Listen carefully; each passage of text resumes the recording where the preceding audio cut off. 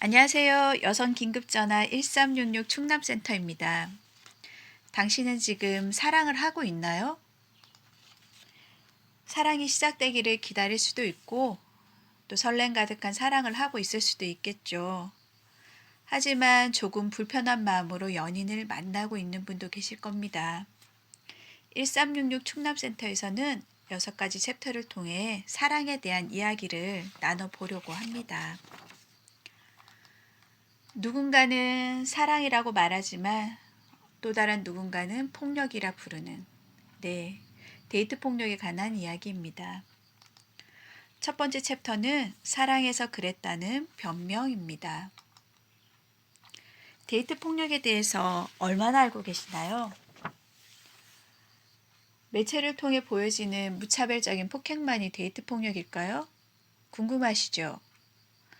어떤 것이 데이트 폭력인지 저와 함께 한번 알아보도록 하겠습니다. 첫 번째, 옷차림 등을 자기가 좋아하는 것으로 하게 한다. 네, 누군가는 너를 좋아하니까 그래. 예쁘게, 꼭 멋있게 보이면 좋잖아.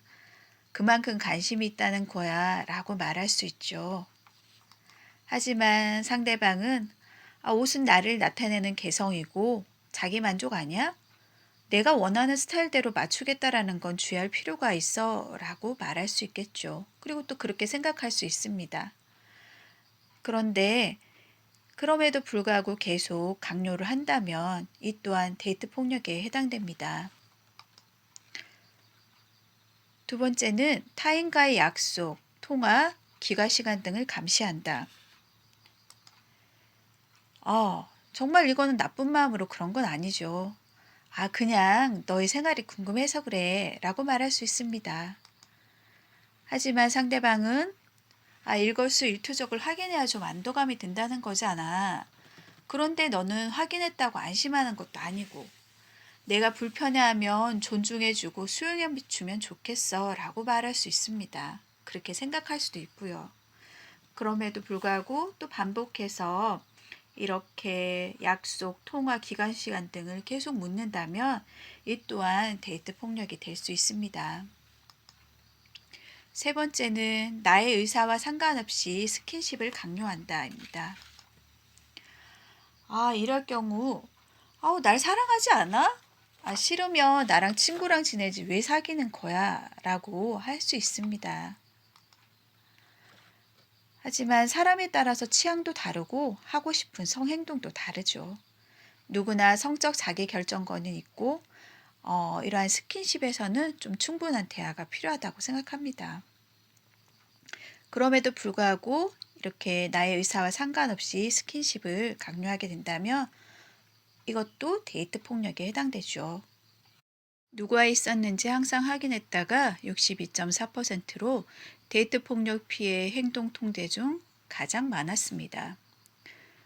차는 간섭 및 제한, 통화가 될 때까지 계속 전화하거나 휴대폰, 이메일, SNS 등을 점검한다든지 이런 행동 통제들이 그 뒤를 이었습니다.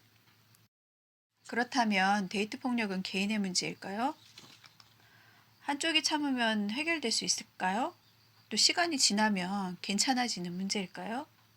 그런데 지난 10년간 연인에 의해 목숨을 잃은 피해자가 총 1,059명이고 성폭력 범죄 피해자는 4,175명입니다. 연간 7,000명 데이트 폭력을 경험한 사람의 숫자입니다. 누구보다 친밀했던 관계가 공포로 바뀌는 순간 정말 고통스럽겠죠? 남의 일이니까 사생활이니까 라는 이유로 이제 더 이상 외면하지 말아주세요. 데이트 폭력은 사회 문제입니다. 데이트 폭력이란 부부가 아닌 남녀 간의 갈등 과정에서 상대방에게 폭력적 행동을 하는 것으로 폭행, 상해, 살인, 성범죄, 감금, 약치 유인, 협박, 명예훼손, 주거침입, 경범죄 처벌 등에 해당됩니다. 두 번째 챕터, 아껴서 그랬다는 거짓말입니다. 데이트 폭력 피해자 46.4%가 폭력 행위자, 즉 가해자와 결혼을 합니다. 이 일은 전혀 사소하지 않습니다. 데이트 폭력 가해자는 결혼 후에도 가정 폭력을 행사하죠. 남편 애인에게 살해된 여성이 2017년 85명입니다. 그렇다면 이러한 데이트 폭력에 대해서도 우리는 공부가 필요하겠죠. 그래서 세 번째 챕터는 사랑에도 공부가 필요해입니다. 도라지 꽃의 꽃말은 영원한 사랑입니다. 우리가 사랑을 시작할 때는 이처럼 영원한 사랑을 꿈꾸면서 서로 사랑을 하게 되죠. 그렇다면 왜 사랑한다면서 연인에게 폭력을 가하는 것일까요? 폭력행위자는 상대방을 존중하지 않고 있죠. 그리고 강한 소유욕과 함께 집착도 심합니다. 자존감은 낮은데 자존심은 또 강하고요. 자기가 무언가를 말했을 때 상대방이 거절한다면 그 거절을 감내할 힘이 약합니다. 폭력 행위자들은 자신으로 인해 상처를 받은 연인에게 매번 미안하다라고 말을 합니다. 사랑해서, 그리고 지금도 계속 사랑하고 있다라고 그 이유를 설명하지만 이러한 패턴은 계속 반복되고 있죠. 폭력 행위자의 사이클을 살펴보겠습니다. 멈출 수 없는 폭력 행위자의 사이클에는 추켜 세우기, 즉 이상화와 깎아내리기, 갈아타기와 버리기, 다시 낳기가 있습니다. 그렇다면 한 가지씩 살펴보도록 할게요. 먼저 추켜 세우기는 피해자가 듣고 싶어하는 말과 행동을 계속 한다는 거죠. 이는 가면을 쓰고 접근한 것과 같습니다. 추켜 세우기에는 애정 공세, 미러링, 소울메이트, 피해자 또는 영웅 코스프레, 고립시키기, 즉 세뇌가 있고요. 빠른 임신과 결혼 유도가 있습니다. 애정 공세는 지대한 관심을 보이며 계속 연락을 하는 거죠. 피해자가 내가 정말 관심받고 있는 것처럼 느끼게 되고요. 미러링은 너가 원하는 게 내가 원하는 거야 라고 하면서 피해자에게 맞춰주는 겁니다. 그리고 고립시키기에서는 이제 애착이 형성되면 빠져나가지 못하게 하고 제3자의 의견을 차단하게 되는 겁니다. 그 다음으로 깎아내리기는 충분한 권력이 형성되었다라고 판단되면 이제 점진적으로 시작되는 겁니다. 하지만 이 단계에서 피해자는 이전에 추켜 세우기를 통해 내가 꿈꿔왔던 그런 연애를 하고 있다. 그리고 한 번씩 가해 행위가 있어도 예전에 나에게 사랑한다라고 말을 해주고 나에게 맞춰주고 나를 배려해주는 그 모습이 진심이었을 거다라고 계속 느끼게 되는 거죠. 네, 깎아내리기에는 은근한 비하, 노골적 폭언, 가스라이팅, 이중구속, 관심 안 주기, 아무 말 대잔치, 분노 폭발, 비난과 책임 전가, 협박하기, 농담을 가장한 언어폭력, 모욕적인 별명 부르기, 명령하기, 죄책감 유발, 굴욕적 성관계 등이 있습니다. 가스라이팅과 이중구속, 아무 말 대잔치는 사실 피해자의 합리적인 판단을 어렵게 합니다. 농담을 가장한 언어폭력과 죄책감 유발은 농담처럼 하면서 피해자에게 탓을 돌리는 거죠. 나는 정말 노력을 하고 있는데 넌 하는 게 뭐야? 라고 하는 게 죄책감 유발이고, 농담도 못하냐? 라면서 피해자를 탓을 하는 게 농담을 가장한 언어폭력입니다. 이 깎아내리기에서 이의 제기를 하지 않으면 다음 단계로 넘어가게 되죠. 그 다음 단계는 갈아타기와 버리기입니다. 갈아타기와 버리기는 흥미가 떨어지면 다음 목표를 찾아 떠나거나 바람을 피우는 것으로서요. 하지만 이 경우에는 공식적인 끝맺음, 즉 이별이 없습니다. 이게 없다는 것은 어장으로 남겨두겠다는 의미일 수도 있죠. 갈아타기와 버리기에서는 잠수 타는 거, 갑작스럽게 연락이 두절된다든지 바람을 핀다든지 그리고 인신공격을 하는 이런 행동이 있습니다.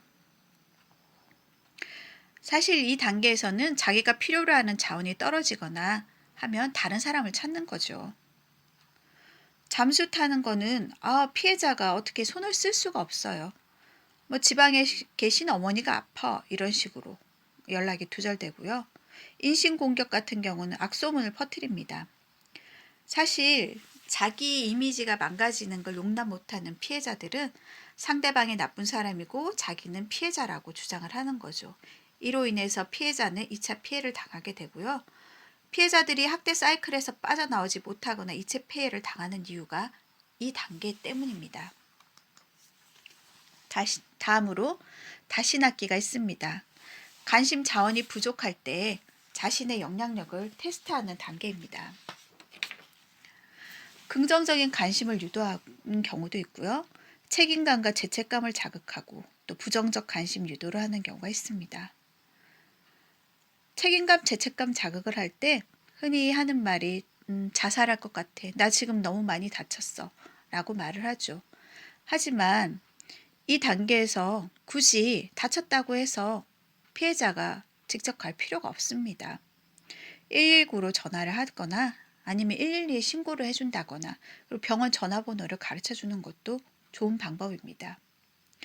부정적 관심 유도는 너 사진을 공개할 거야 라고 하는 등의 협박이 있죠. 피해자가 굉장히 겁을 먹거나 당황하거나 이러면 그것이 저 사람의 약점이다 라는 것을 알고 계속 공격을 하게 되는 거죠. 여기서 걸려들게 되면 다시 사이클이 시작됩니다. 하지만 사이클이 시작된다고 해도 이 상한은 굉장히 짧아지고요. 깎아내리기가 더 심해지게 됩니다. 그렇다면 폭력 피해자에게는 어떤 특징이 있을까요? 가해자의 집착적 징후에 대해 애정 혹은 질투 문제로 간과하기도 합니다. 그리고 애정관계라는 특성상 형사고소를 결정하기에 어려움을 느끼기도 하죠. 그리고 나를 그렇게 사랑해줬던 그 사람과의 관계를 단호히 끊는 것에 대해 상당한 죄책감을 느끼기도 합니다. 그리고 폭력 행위자로 인해서 취약한 심리 상태를 보이기도 하죠. 네, 새를 사랑한다는 말은 새장을 마련해 그 새를 붙들어 놓겠다는 뜻이 아니다. 하늘 높이 훨훨 날려 보내겠다는 뜻이다. 누군가를 사랑한다는 것은 이정아님의 시였습니다. 지금까지 당신은 지금 사랑을 하고 있나요? 첫 번째 이야기였습니다. 두 번째 이야기에서 또 뵙겠습니다. 감사합니다.